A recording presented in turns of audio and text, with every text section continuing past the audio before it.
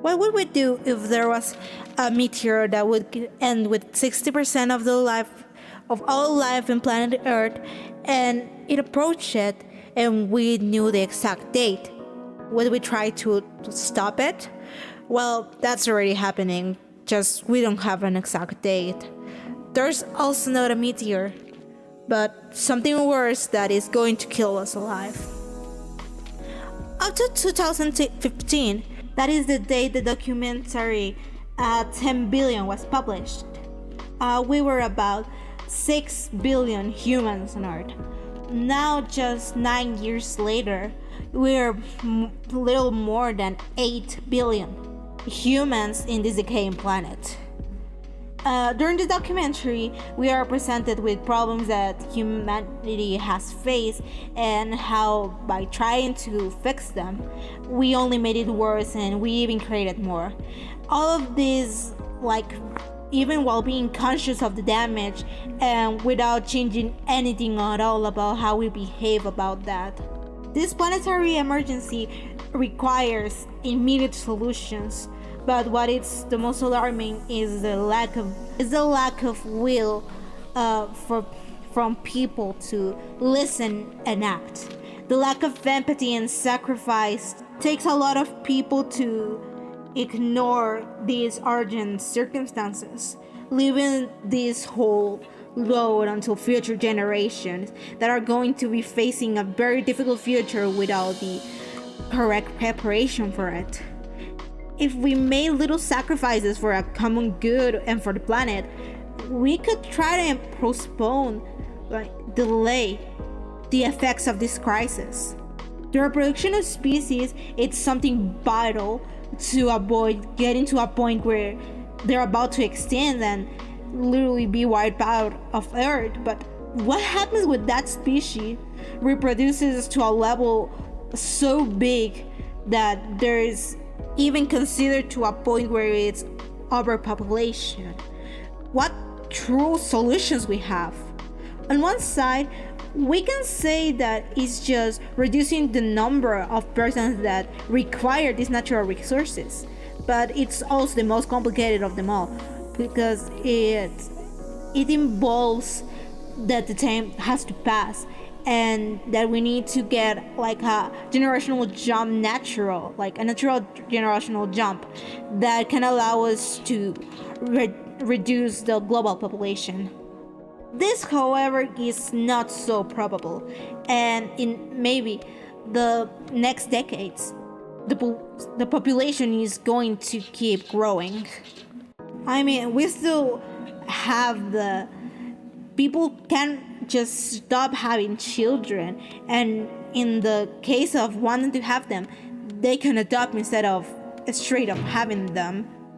Since most of my generation, Gen Z, is something to not have children. They don't want children, and that's somewhat good because we would be reducing the population, and that makes us have more natural resources eventually. It's gonna take a long while, but I think it can be done, even if it's somewhat idealist.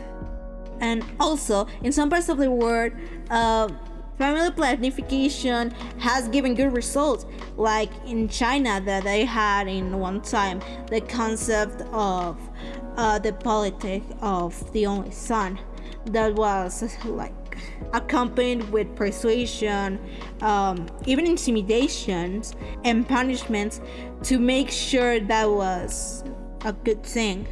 Humanity faces a planetary emergency due to accelerated population growth and irresponsible consumption of resources, which threatens the sustainability of the planet.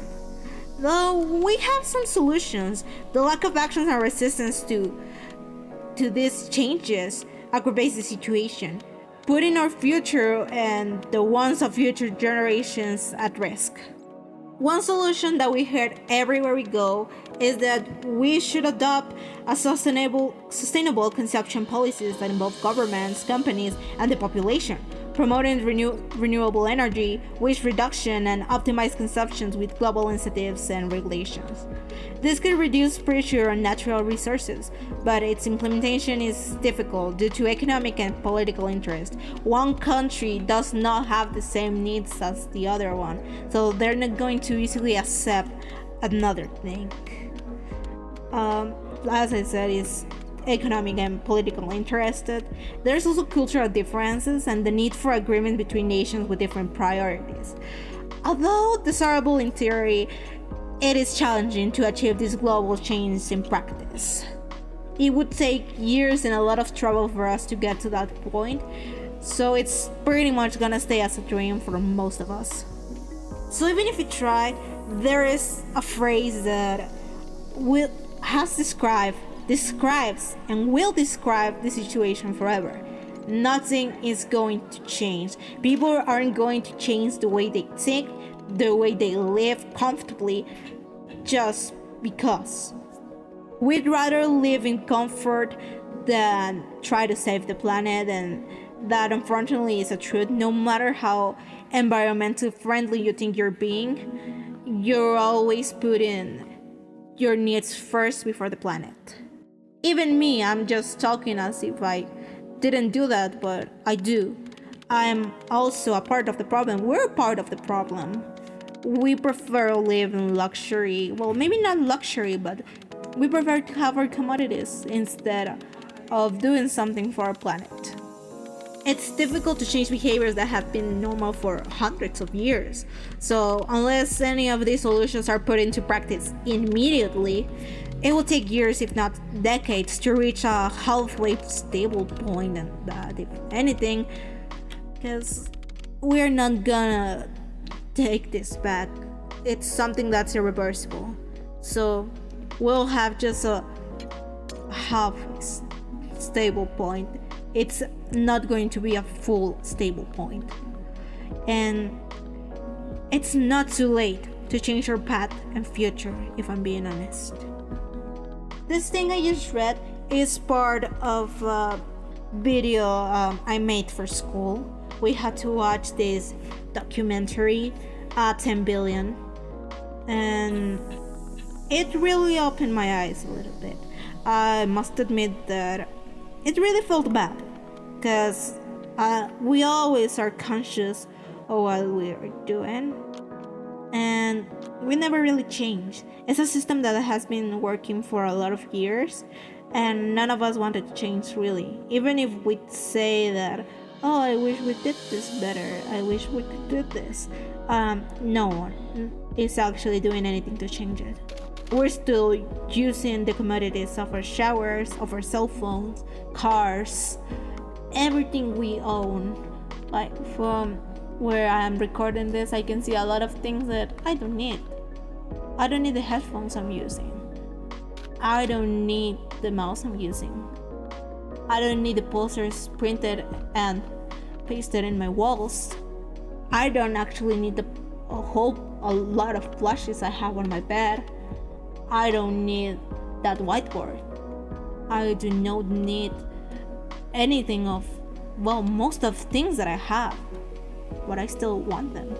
And even if I try to keep my consumption easy, I try to not buy what I don't need, I ended up falling in it. And I try to not leave trash on the floor. I try to not waste water. But I think all of us know that it's going to be a hard path to it. I sometimes have the opportunity to appreciate the beauty of our planet, the one that we still have left. This week I traveled to another state in my country, and I got to see the beach, how clean it was, how clean the water was. I got to see like the center of that state. It was also very clean. It was really pretty, and I got to see the stars. Most importantly, I got to see the stars, because while I was on the bus on the way there, I got to see a clean sky, because there was mountains everywhere, and I got to see a clean sky. and I got to see stars for the first time in my life. That it's not something that I actually get to see often, because where I live is near to an urban place, so my sky isn't clean. It has a lot of smog. It's very dirty. Where I live, and I live near the capital of my country, and it's just weird for me to think about it. It's something that has terrified me forever. The fact that one day, maybe while I'm still alive, I'm going to get to see this world absolutely destroyed. There's not going to be any water. There's not going to be clean air. And it just makes me feel weird, knowing that maybe it'll happen while I'm still alive. That it probably will happen when my younger family is still alive. And I don't want to leave them in a world that just isn't what it used to be. As you can tell, this is a bit of a more serious thing. Last thing I did was also about a school project. That was something I had to say in front of the class, and that was fun. That was something I had fun making, because I knew it would help some of my classmates. This, I at first saw it as a chore I had to do, because I had to watch the documentary. But while I was watching the documentary, and after I did, I just felt like I really needed to talk about that. As I said, it's hard for me to imagine a world where the people I'm going to leave behind don't have the same thing I did at my age. I know the world isn't a good place right now. There's a lot of things happening. We have wars, we have droughts, we have a lot of things going on. But it's actually nice. You can breathe clean air. You can take a shower without worrying about the water that much. You can live in a world where some things that you can have some free things that in the future are probably going to be something you have to pay for. So yeah, it's kind of hard for me to talk about this, not gonna lie. Well, I hope y'all like this video.